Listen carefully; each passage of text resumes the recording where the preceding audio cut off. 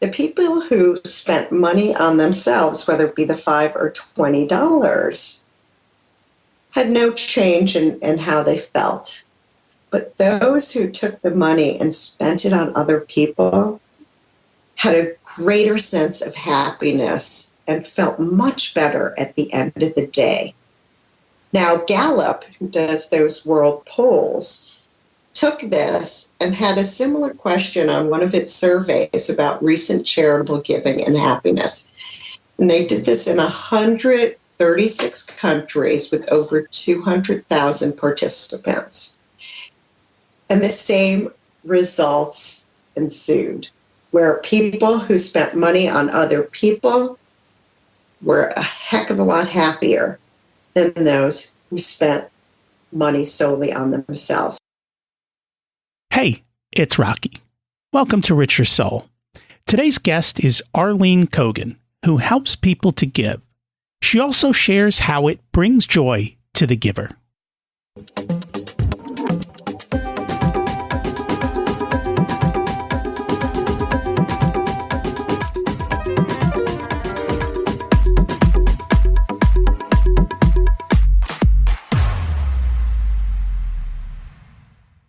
Imagine it's 12 months from now, and you've achieved your major life goals.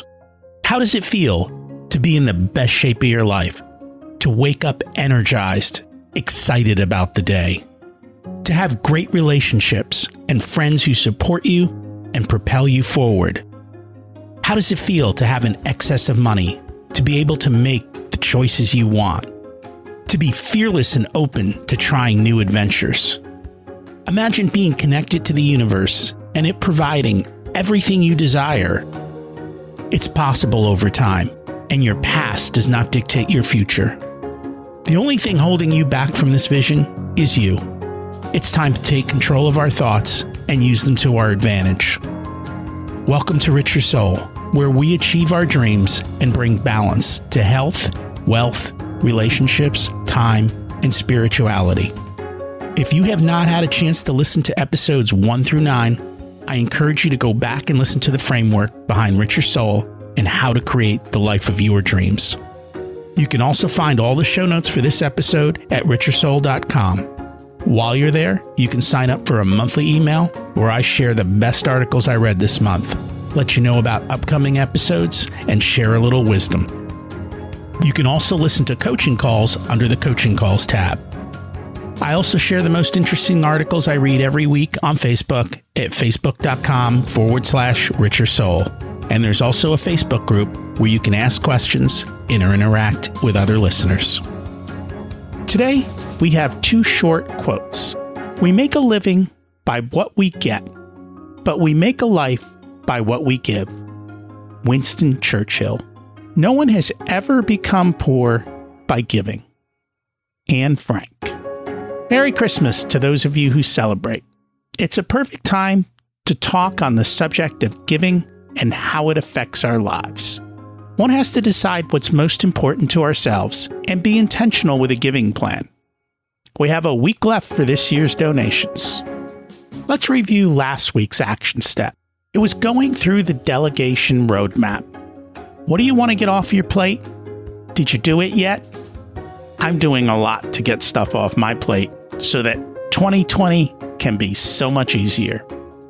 As we enjoy the holiday season and come up on year-end giving, I thought it would be great to have a show on the subject of giving and philanthropy.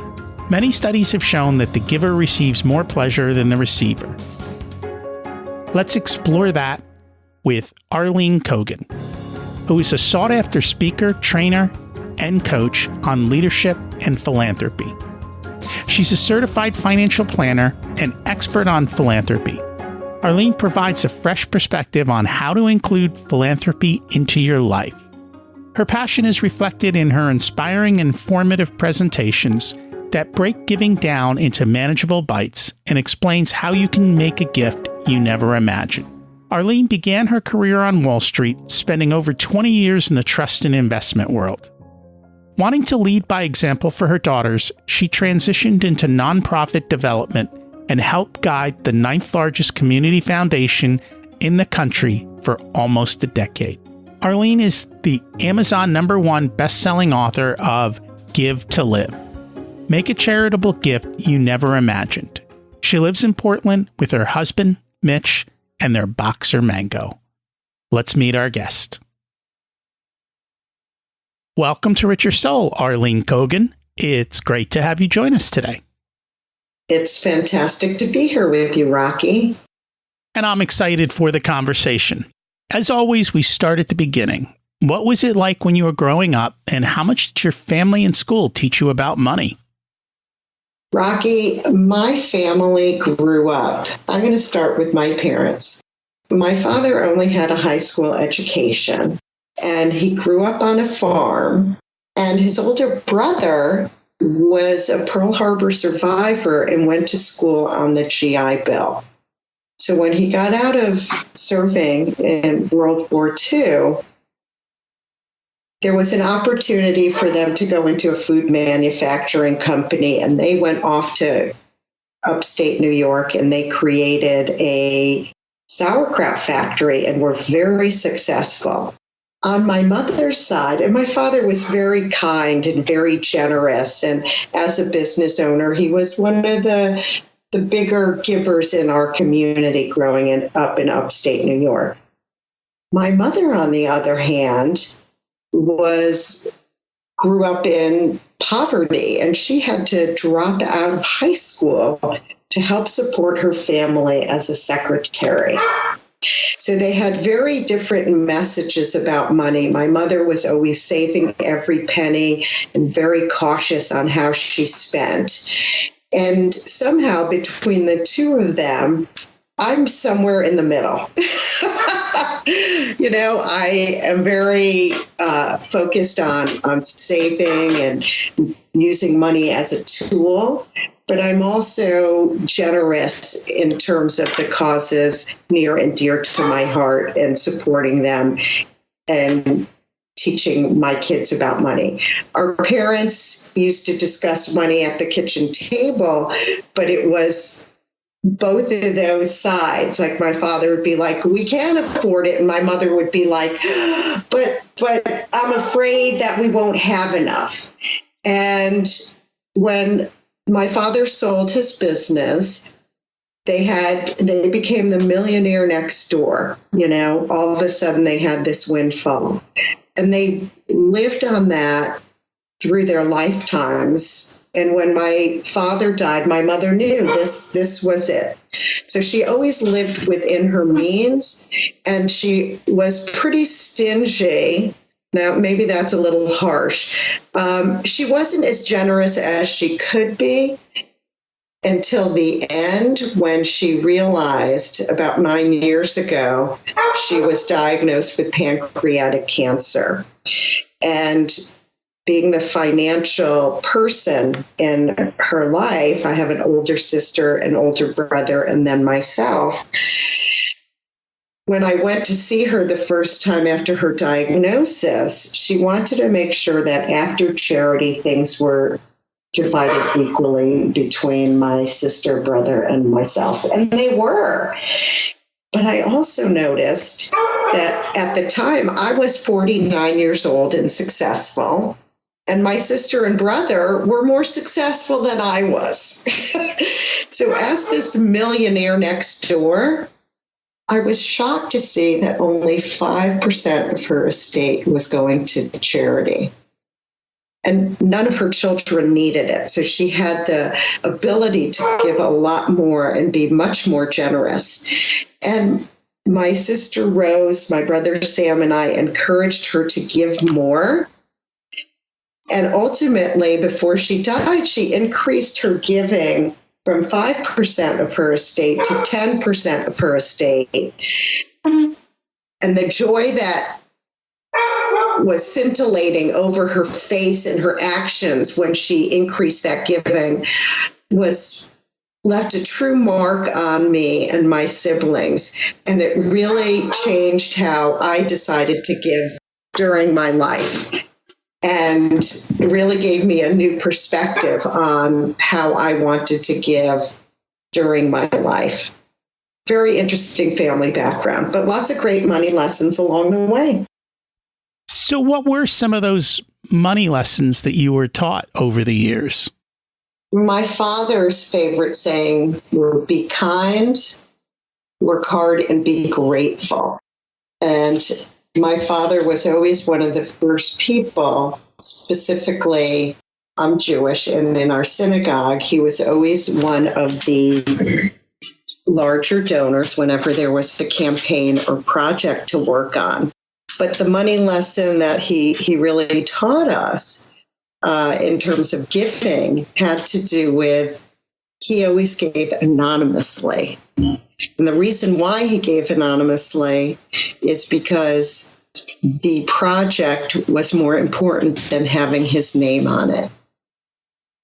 And he would always, make sure that no one knew that he was giving. And my mother, on the other hand, was the exact opposite. Whereas she wanted people to know that even someone like her who came from nothing could create an amazing legacy. So she always gave with her name on things to make sure people knew that they could give also. No, my father was extremely generous with everyone, even if it was one of the Boy Scouts coming for Christmas tree recycling. Well, we were Jewish, but he would give them, however, $5-10 anyway, just because they had the gumption. They were coming around, they were doing the activity, and he really wanted to encourage, great gratitude and generosity. So he really led by example in that way. It sounds like you grew up in a very dichotomous world, seeing two different sides in a variety of ways, which I guess allowed you to figure out which way you preferred to go. Yes, and it's true. And if you look at my sister and brother, they have very different approaches also. My brother saved his proverbial first dollar and had abundance beyond belief. And he recently passed away earlier this summer from leukemia. And he, in a sense, left a portion to me to make a difference in his name. And my sister, who's very successful in the real estate realm on the East Coast, is giving all of her estate to charity because she has no kids and she wants to provide that generosity to everyone who needs it. So very different focuses, but great lessons. That they are. So we're going to dig more into charity and how to give. But before we do that, I'd just like to share a little bit more of your background. After you got out, you spent quite a bit of time on Wall Street, I believe.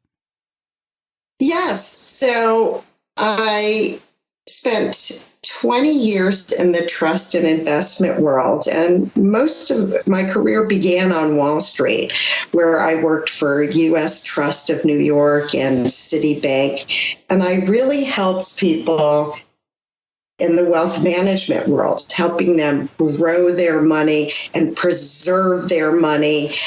And it had everything to do with money, and greed.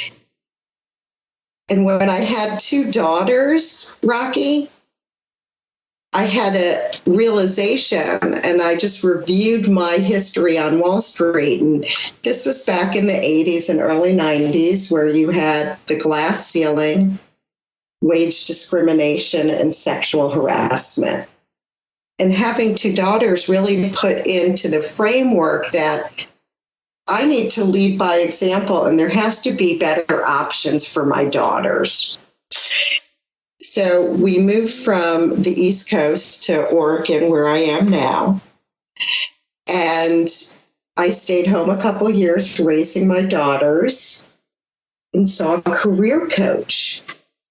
Because I was like, if I'm going to go back to work, which I knew I was, I want to make sure it's something that resonates and gives me that richer soul. Something that has passion and value, but uses all my skills that I have as a certified financial planner and working with families in the trust world.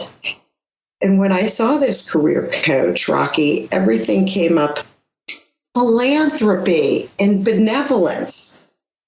And needless to say, having come from Wall Street, I was stunned. And the first thing that came out of my mouth when the career coach informed me of this is, "You've got to be kidding me. How do I make money at that?" Because everything I knew about working in the nonprofit world meant you loved what you did, but you got paid nothing. And that wasn't going to happen. I just, it goes back to those family money values. I want to be able to support myself. And basically, I went back into the trust and investment world, but instead of the large institutions that I was with on the East Coast, I worked for 2 smaller local trust companies and ultimately networked around and found a position with the Oregon Community Foundation, which at the time was the 6th largest community foundation in the country. So I was able to use all my financial planning background and knowledge and the ability to connect with the people and solve problems in the trust and investment world with charitable giving and helping people solve those personal, financial, and legacy problems through charitable solutions. And I was there for 9 amazing years. It was a dream job. And while I was at the Community Foundation, I brought in 30 to 40% of all the giving statewide on an annual basis because I was working specifically with professional advisors, the money managers, the estate planning attorneys, the CPAs, and helping them solve their clients' personal and financial problems in a way that they could create a legacy they never imagined. It was a blast. That's interesting. We're going to dig into that. But before we do, I have a couple of backstory questions. You have kids. What have you done to teach them about money and giving? First of all, we started very young, not necessarily with money as how to give, but certainly a message in giving. We're a very successful family, and when my daughters were extremely young, and they're 16 months apart, they would be inundated with gifts around their birthday and Hanukkah, and I hate lots of stuff in the house. My mother used to call things dust collectors. I hate dust collectors. Don't get stuff. So before every birthday and every holiday, we would do the paper bag game. And the paper bag game was literally, I would take an empty bag and the girls would have to fill the bag up with toys and clothes and items they no longer wanted to give to less fortunate kids before they could get birthday presents or Hanukkah presents. And when they were really, really young, Rocky, this could take weeks because one daughter, my older daughter, would put something in the bag and my younger daughter would pull it out because she still wanted it. And this would go on until they got the bag full, and then we would take it away and give it to charity. And then they'd get their toys for the new birthday. Now, over time, that has developed into an ongoing bag in the garage where when they don't want it anymore, they put it in the bag, and we're constantly bringing things to Goodwill or the homeless shelter for other people to use.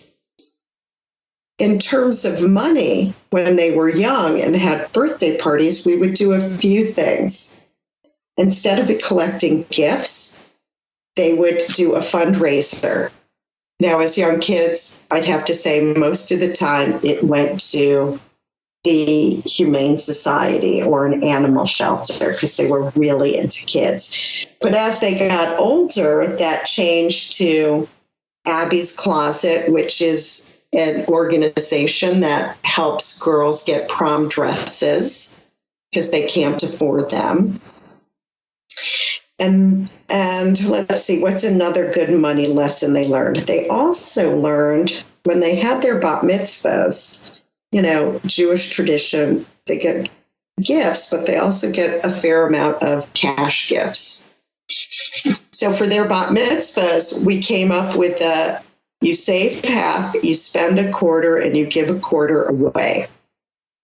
So they would have to choose an organization, and over time, they gave away a quarter of everything they received for their bat mitzvah to various charities, which was really exciting. And then here's a great money lesson for them also. My oldest daughter got some gift cards to Nordstrom's, and she was very into designer clothes at the time. Have you ever heard of True Religion jeans? I have heard of them. Aren't they super duper expensive? Oh, yeah. They're like $200 a pair of jeans. And being the thrifty person that I am, I used to go on to, eBay and buy it at a discount. But she was so bent on getting a brand new pair of True Religion jeans.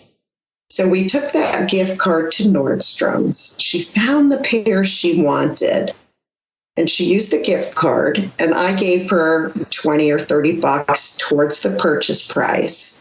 And then the other, $125 had to come out of her bat mitzvah spending money.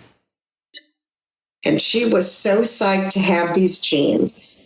And she brought them home, and she had the biggest grin on her face. And lo and behold, my husband's like screaming at me, "You let her spend how much money on that pair of jeans?" And I'm like, well, all in total, it was $200, $50 from the gift card, $25 from us. And then she took $125 of her bat mitzvah money to pay for those jeans. My husband was furious. But after she bought and paid for those jeans, Rocky, she never bought another pair of $200 jeans ever in her life because she grew out of them within 6 months or a year, and she realized how silly that was. A very important money lesson to learn.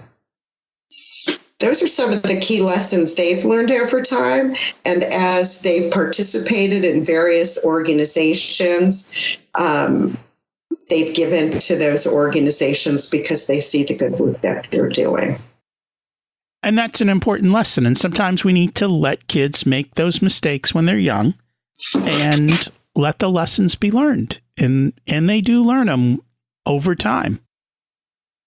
Yes, they do. So I have a question because my daughter is living on Wall Street today.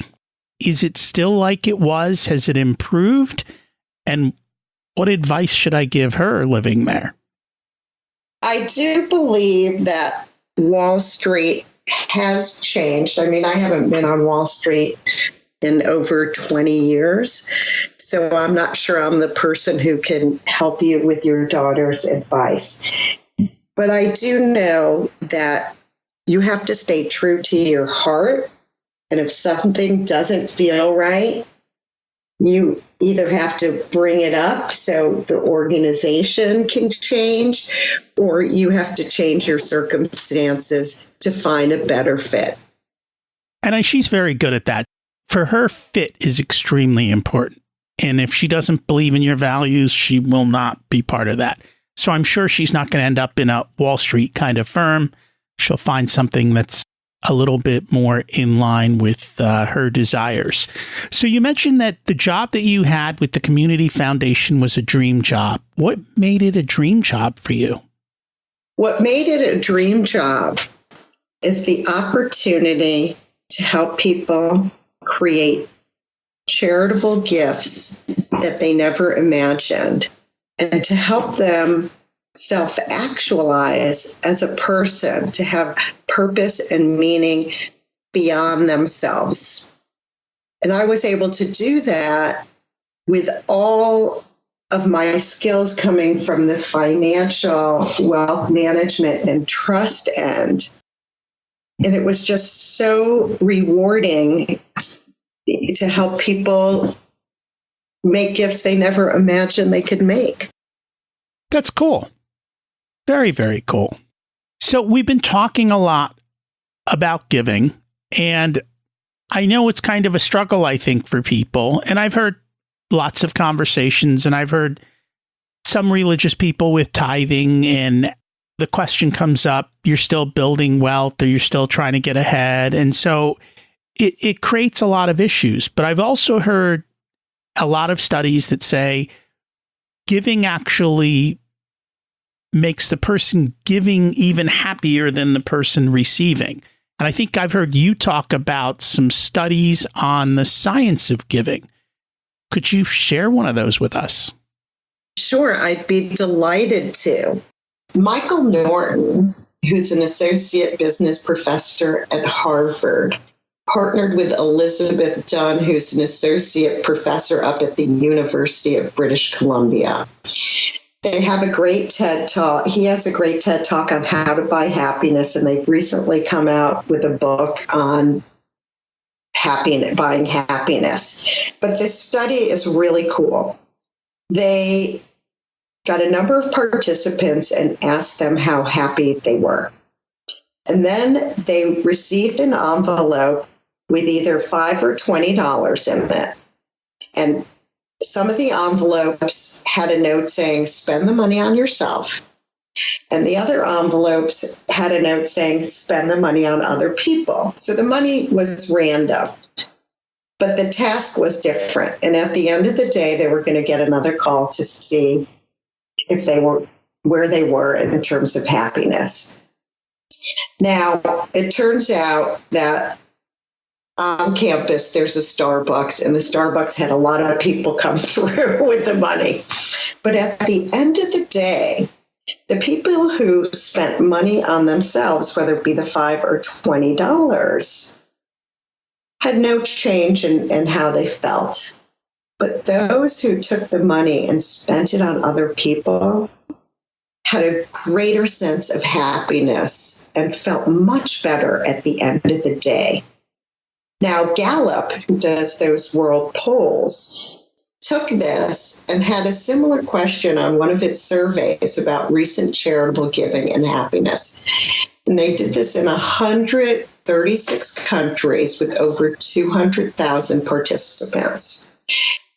And the same results ensued, where people who spent money on other people were a heck of a lot happier than those who spent money solely on themselves. And Michael Norton, at the end of his TED Talk, has a great saying. We've all heard the saying, money can't buy you happiness. But what he proved is the exact opposite. And he says, if you think money can't buy you happiness, stop spending it on yourself and try spending it on other people instead. So money can buy you happiness.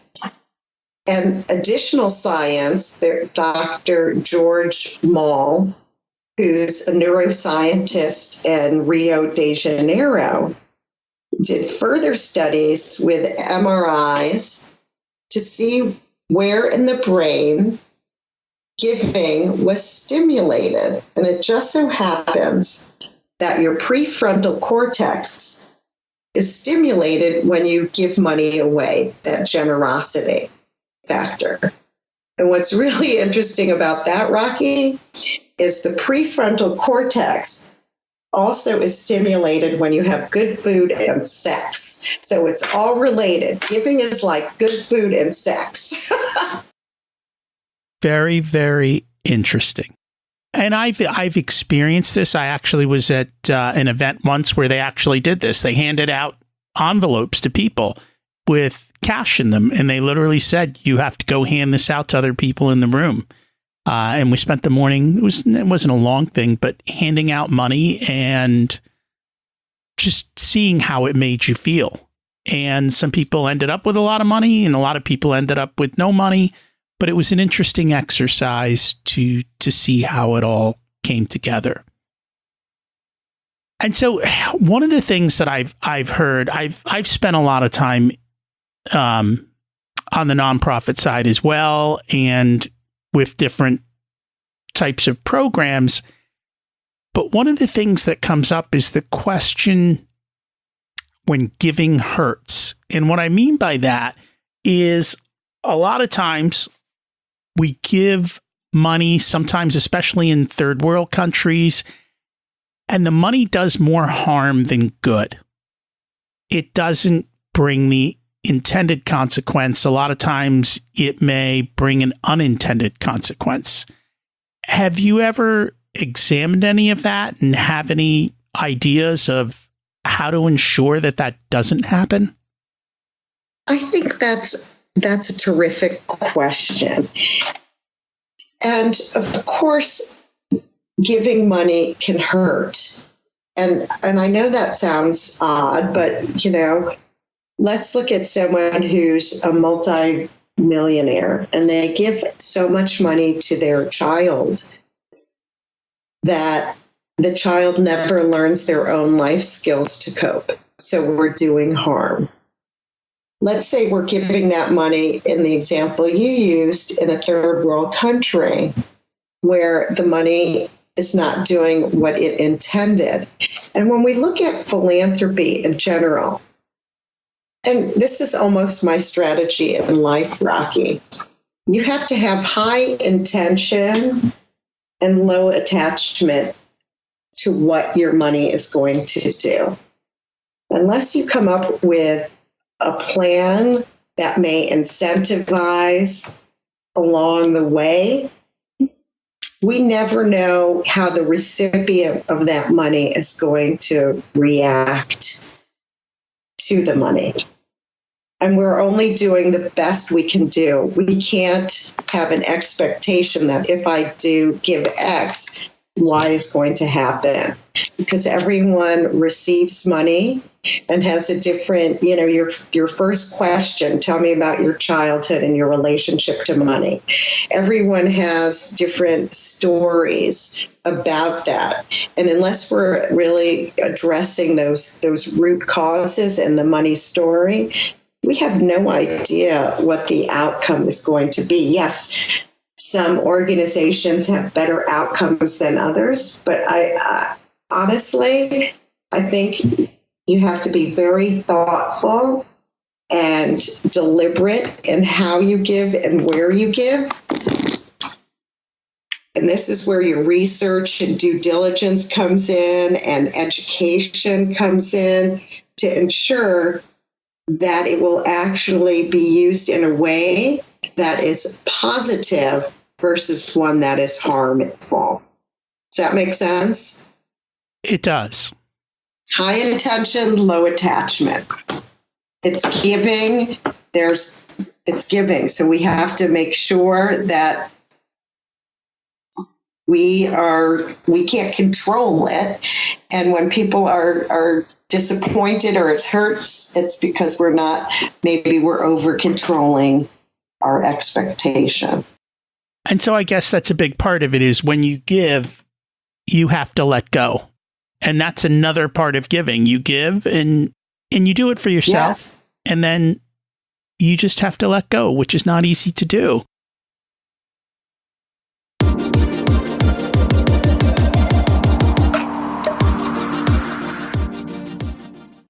Today's episode is sponsored by Profit Comes First. Do you pay yourself first or last? It's a simple automated process based on your unique business cash flow that ensures you get paid first and you have the money set aside for profit, taxes, and any other special needs that your business has. How would it feel if your business had the ability to give back and share and enhance your community because of increased profitability? At Profit Comes First, we change the equation from sales minus expenses equals profit to sales minus profit equals expenses. This is a subtle shift, but it changes the lens that we look at expenses through and ensures that you get paid first. Many guests of the Richer Soul podcast have shared their profit first stories. Are you ready to create yours? Learn more at Profit Comes First.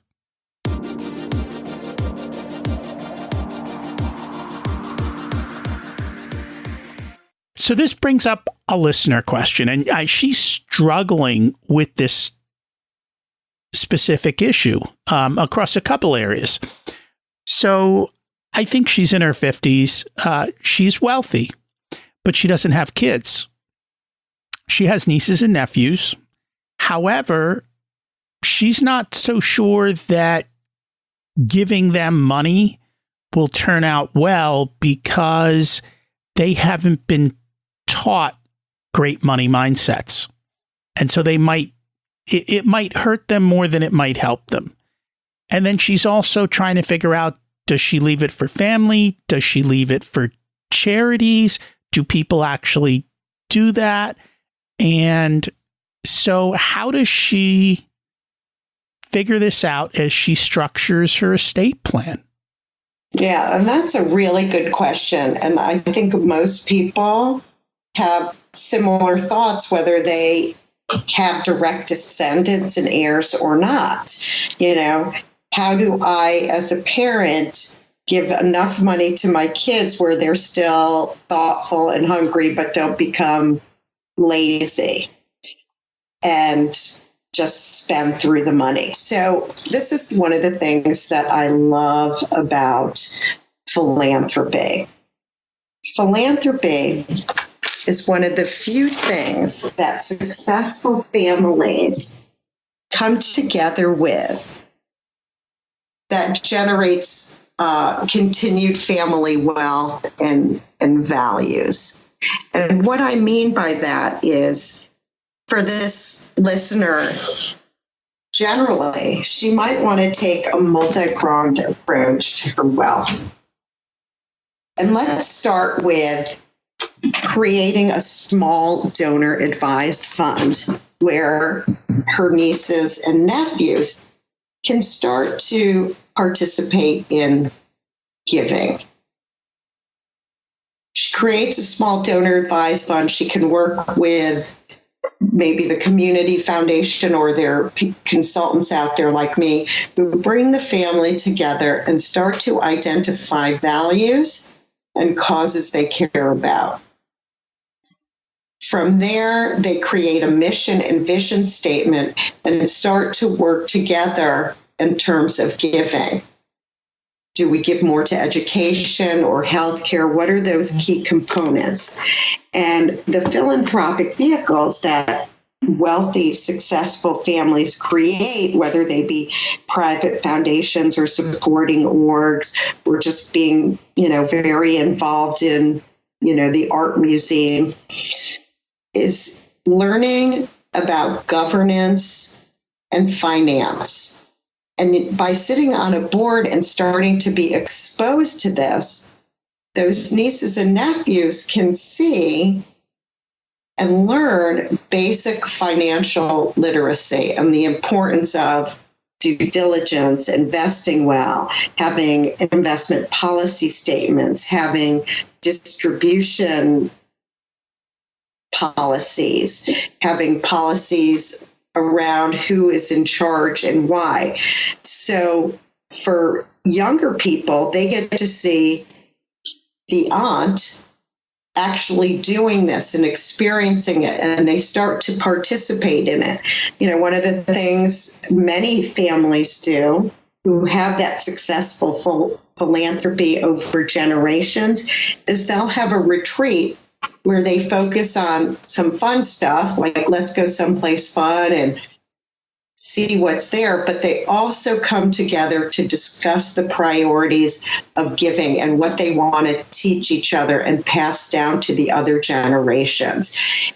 It takes a lot of work, and it's a great place to start because philanthropy has values, has purpose, bigger than just that niece or nephew themselves. She starts with the donor advised fund, brings the family together. They start to get the whole governance and thought about it. And then as they get older, maybe she gives them some money to give directly themselves individually. And that would look like they have to come in front of the whole group and present why this organization should be included in giving. And that gives them some of their own buy-in because they can choose exactly where the money goes to. But if they haven't done their homework and they can't say why it's important, well, then maybe they shouldn't give to that organization. So it takes work and effort.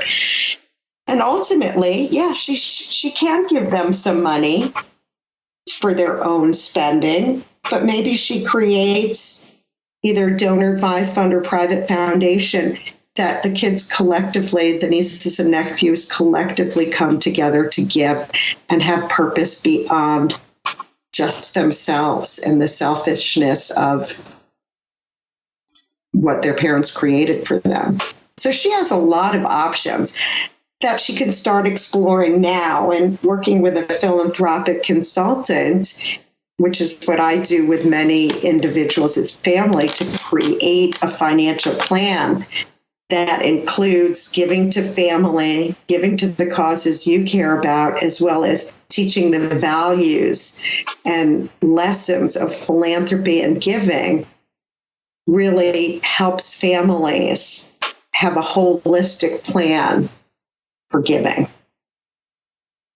Thank you. I think that was quite helpful for her. And I know that the community funds are some great organizations. We're very involved with our local one. And the cool thing they do around Christmas time is they have charity gift certificates. So you can buy a $100 gift certificate that you give as a gift.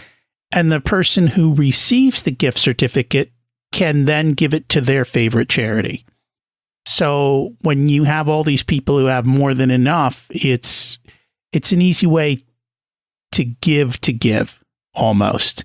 And you can still give the gift to the person so they recognize it, and then they get to give a gift too based on that. So you kind of get a 2-for-1 on that.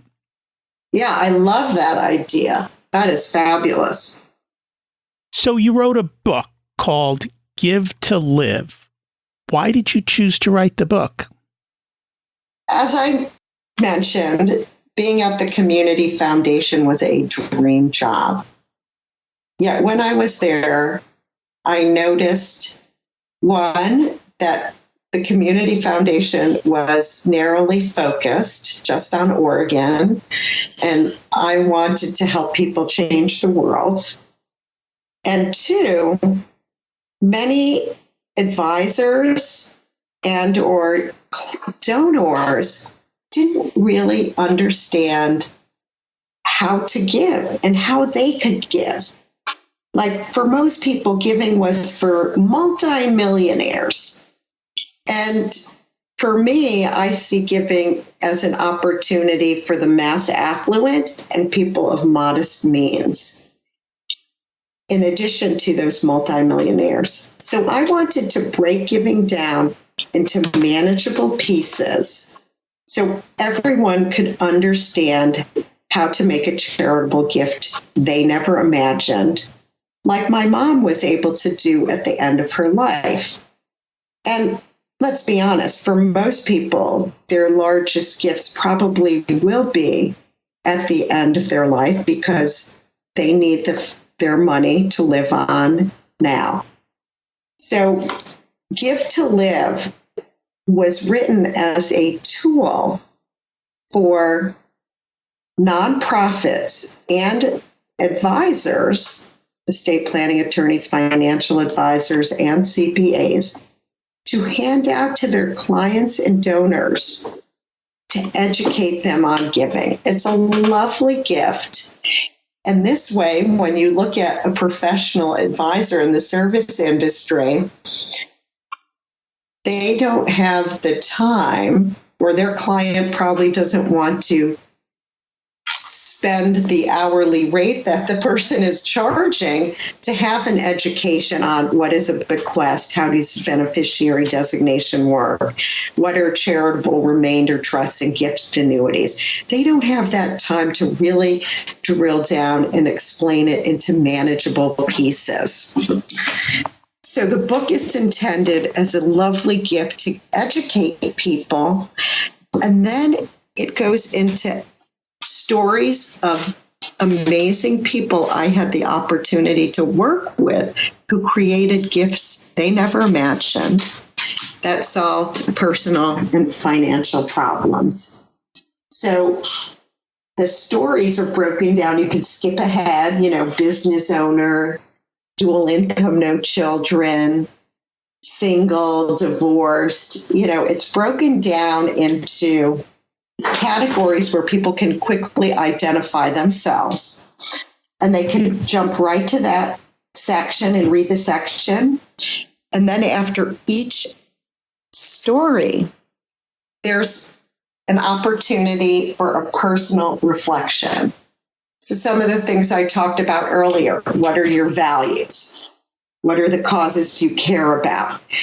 People can start to write down and create their philanthropic plan after each vignette in the book. So you start your philanthropic plan, it breaks it down into manageable pieces. And being a financial planner, I always encourage the last chapter really sends you back to your professional advisor, because I don't want you making a poor financial choice. So I want you to go back and get sound advice from your professional advisor on how to make the gift, which asset to use, the due diligence of the nonprofit. It's very important to me. So I wrote the book for everyday people like my mother, who might not have understood it, but it's a tool for advisors and nonprofits to bring up all their clients and donors to the education of how to give. And I know I serve on a local board for a charity, and I help them create the process and the program for them to be able to do charitable gift annuities, which are really cool, because if you are older and you want to give, but you also need money to live, it kind of gives you that balance. You can give the charitable gift to the donor organization, and they guarantee you a stream of income for the rest of your life. So you kind of get a win-win on both sides, in that you get to give and you get to get paid. And so you have to see if that's a tax deduction as well. And you get a tax deduction. So what's great about that, and what I talk about in my book, is comprehensive planning, where you solve personal, financial, and legacy problems. And that gift annuity does exactly that. It solves a personal problem in terms of a revenue stream, a financial problem because you get a tax deduction, and a legacy problem because ultimately the remainder goes to that fabulous charity of your choice. So you have a comprehensive plan right there.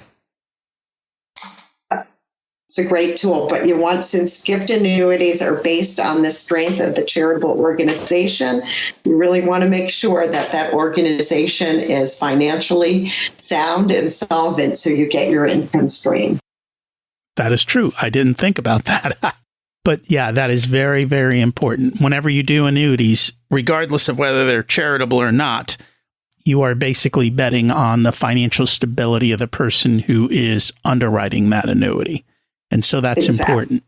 Do you ever run into struggles with financial advisors who don't want them to give away the money because it's essentially income out of their pocket? Rocky, I'm so glad you brought that up, because that is one of the main reasons, or another reason why I went out on my own. It's because so many financial advisors said to me, if the client gives money to charity, I'll lose my income stream this year and in perpetuity. And on the one hand, they're right. But on the other hand, they are so wrong, because 90% of their clients' children will fire them within the first year of their parent dying, because there's a lack of relationship with the next generation. So what I have done is created the philanthropic profit pipeline. And I teach advisors the strategy of TIME, TIME,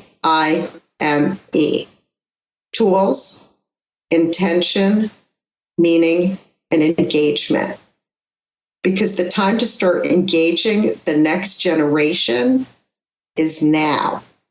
So when that parent dies or that first generation dies, you already know the next generation, they like and they trust you. So your ability to retain those assets increases tenfold. And we do this through a charitable vehicle. We'll start with a small donor advised fund that, depending on the size, the advisor may or may not be able to manage the funds. It's usually about $250,000. But we start to develop those relationships now. And when advisors start instituting the philanthropic profit pipeline, it benefits their client, that personal aspect. The client is self-actualizing. The community's benefiting because money's getting out to the community. And their bottom line is benefited because they're building that next relationship. They're engaging the next generation, and they're going to retain the assets as their older clients pass away.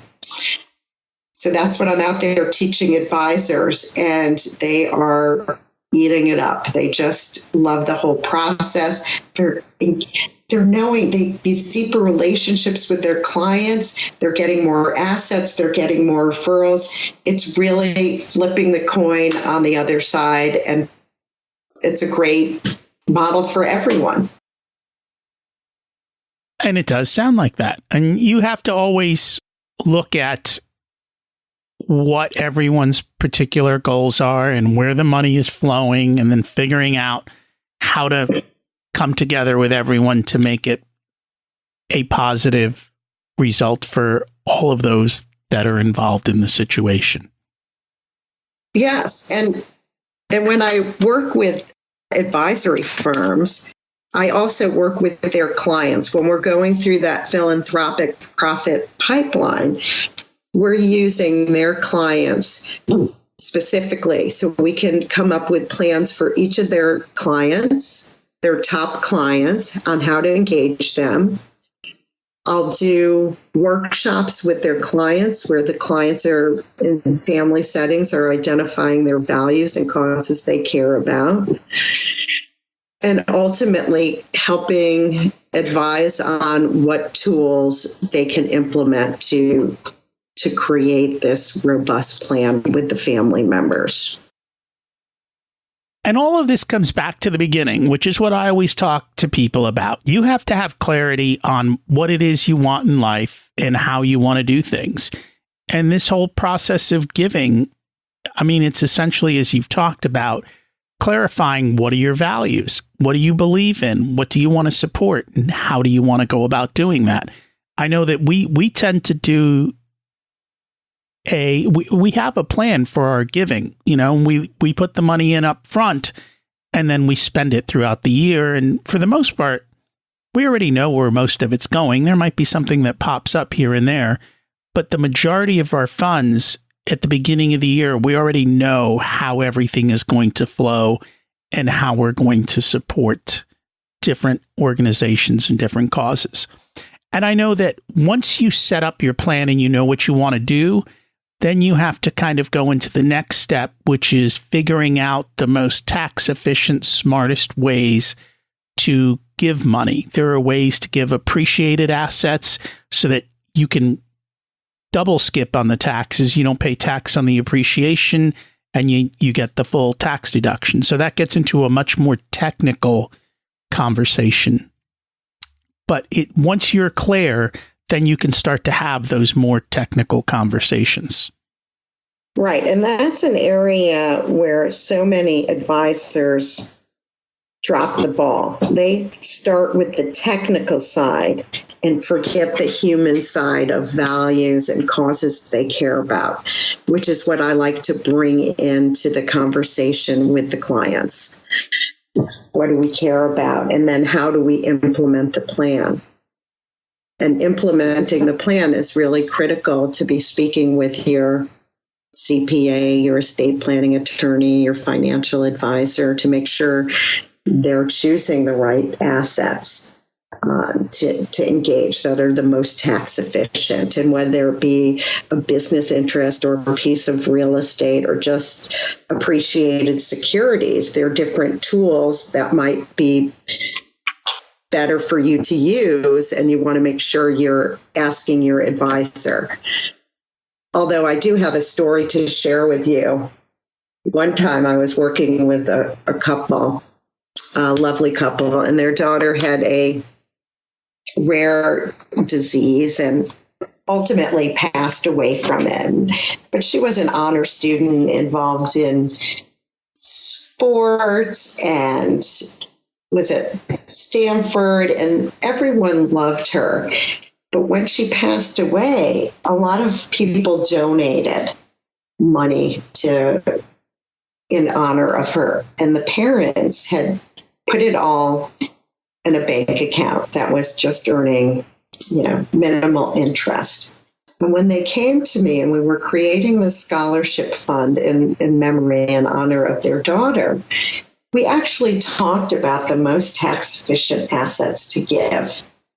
And giving appreciated stock would have been a much better choice for them.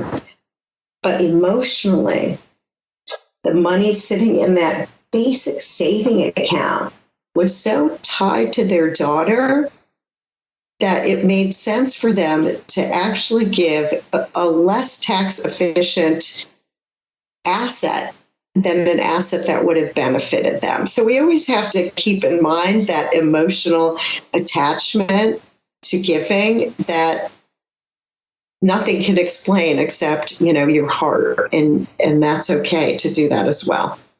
That it is. We're all human. And at the end of the day, we don't always make logical decisions. We make emotional decisions. Just understand that's what you're doing. Be aware. And if that's the choice you make, that's the choice you make. But you do it knowing up front. Knowingly. Exactly. You do it knowingly. Is there anything else you wanted to share on the subject of giving to live, but didn't get a chance to? I just want to share, I shared my mother's story about her giving at the end of her life, but I also wanted to share the impact that it had on me and my family. As I said, it changed how I gave during my lifetime. One of the questions my mother asked in the end is, how are you going to spend your inheritance? And it was clear to me working at the community foundation that I wanted to create a donor-advised fund during my lifetime. And a donor-advised fund, I like to describe it as a mini private foundation where you have all the fun of philanthropy and none of the administrative work to do. And my husband and I created this donor-advised fund. And our kids taught us so much. And this goes, to your listener's question about what do I do with my nieces and nephews? So our children and nieces and nephews can teach us a lot about giving also. So we created a donor-advised fund, and we're sitting with the people at the community foundation. And at the Oregon Community Foundation, there are two options: the main investment pool and a socially responsible pool. And the person asks us, would you like to invest your money in the main investment pool or the socially responsible pool? And our youngest daughter, pipes up and says, the socially responsible investment pool. Why would we choose anything else? And my husband and I looked at each other and just smiled because we were so proud of her for having such strong feelings. And she was maybe 14 or 15 at the time. So we did the socially responsible pool. And then our oldest daughter, we're making our first grant recommendation, and she was in high school at the time. And the high schools and schools out here, they all have a foundation, and they all ask you for a suggested donation to help ensure that they have full-time teachers and extracurricular activities. And we were ready to write down our kind of perfunctory grant to the high school. And our oldest daughter pipes up and says, why would we give to Lincoln? They're a wealthy school. Why don't we give to this high school in greater need? And we ended up doing both. So by engaging that next generation, we get to learn too. And it's so self-affirming, particularly with kids and family members, to see their generosity and how their mind thinks. And it really helps us expand our own selves and our own giving. So I just wanted to share that as well.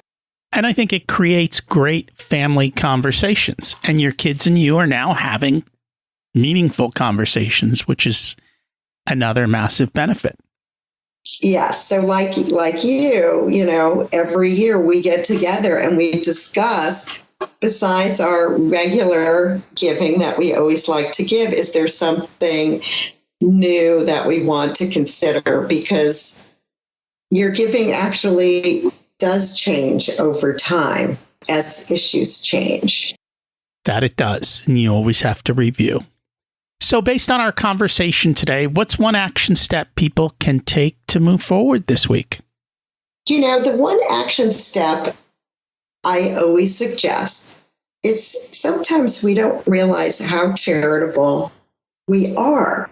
And I always recommend that people keep track in one spot of all the giving they do. It could be the Boy Scout coming up for a Christmas tree removal donation. It could be the Girl Scout cookies. The Girl Scouts get a certain amount of change from every box you buy. And it could just be dropping coins at the supermarket. But what I found when working at the Community Foundation is when people came in to make a fund that was created at the end of their life, and they would put down a certain set of organizations. And then they would create a donor advised fund, and we would track their giving throughout their life. They never lined up. They were very different. And most times, there was only one time a woman intentionally knew that her end of life giving was going to be different than her current giving.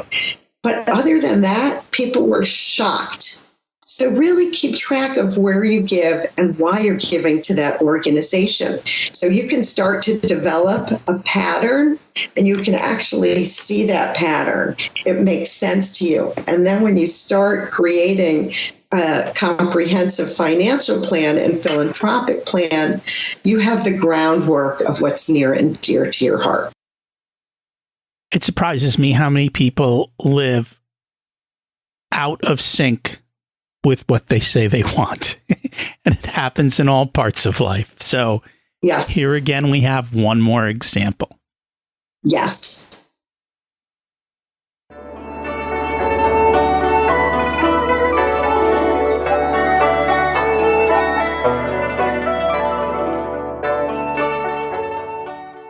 It's time to learn the secrets of life. What's your secret to living an abundant life? Lessons from my parents. My mother's lesson, always be learning, and my father's lessons, be kind, work hard, and be grateful. With that in mind, you can live a happy and abundant life. That is very true. Always be living. Always be learning. That is a very valuable piece of advice. What did you learn later in life that you wish you would have learned sooner? What did I learn later in life? That most people generally are out for your best interest, and they are kind and will help and support you if you ask. You have to ask. You have to ask. What one piece of advice would you give to your younger self? Life is a journey that unfolds over time. So keep learning and keep questioning, and you will find your true path. Sometimes it takes a while to find that path, and sometimes we come to a fork in the road, and you have to make a decision, but be intentional about it. Absolutely. Intentionality is very critical. I actually teach a mastermind with intentionality as its main focus. Very interesting. So if people would like to find you and connect, what's the best way for them to do that? Well, you can catch me on my website, arlenecogen.com, ARLENE. COG as in George, E as in Edward, N as in Nancy.com. And if you email me at arlenecogen.com, I would be delighted to send you the personal reflections that are in my book so you can actually start creating a philanthropic plan. I'm also on LinkedIn and Twitter and Instagram at Arlene Cogen. And thank you for sharing. I will put all the links into the show notes to make it easy for everyone. And I encourage you to reach out if you're building your philanthropy plan. Thank you so much for joining us today. Rocky, it has been my pleasure. It's a delight to be on your show. Do you have conversations with your kids around how you give? It's just another way to connect with them and to teach. And it also gives them a little bit of power and control that they're always looking for. This week's action step, keep track of your giving. The tax rules have changed a long time ago, and if you don't have a receipt for your donations, you can't deduct them. You also can't deduct if you receive something in return. Most organizations will provide you receipts for larger donations. Just hang on to them for tax time. Do you give in accordance with what you believe? Or like Arlene said, is your giving out of alignment with what your expectations are? We're about to finalize our year-end giving, and we like to evaluate and ensure that our money is flowing in line with what we want to support. As with other parts of life, one needs to have a process and be intentional in how giving occurs. If you're still listening, you must have liked the episode, so please share it with a few friends. It can start a great conversation, and I'd appreciate it. You can also connect with me on Facebook, on the Facebook page, or the Facebook group for Richer Soul. What's preventing you from moving forward, and who are you putting on your team to help build the life you deserve? Taking no action creates a far worse outcome in life than trying something and failing. Can I help you achieve your goals through coaching and accountability? Just email me. We can start with a short chat to see if we're a good fit for coaching. For many people, one session allows them a giant leap forward towards their dreams. You can reach me at rocky@richersoul.com. There's also a link in the show notes to schedule some time on my calendar. I'd love to hear how you're doing and how the information I've shared has helped. Thanks for listening. Have an amazing holiday season.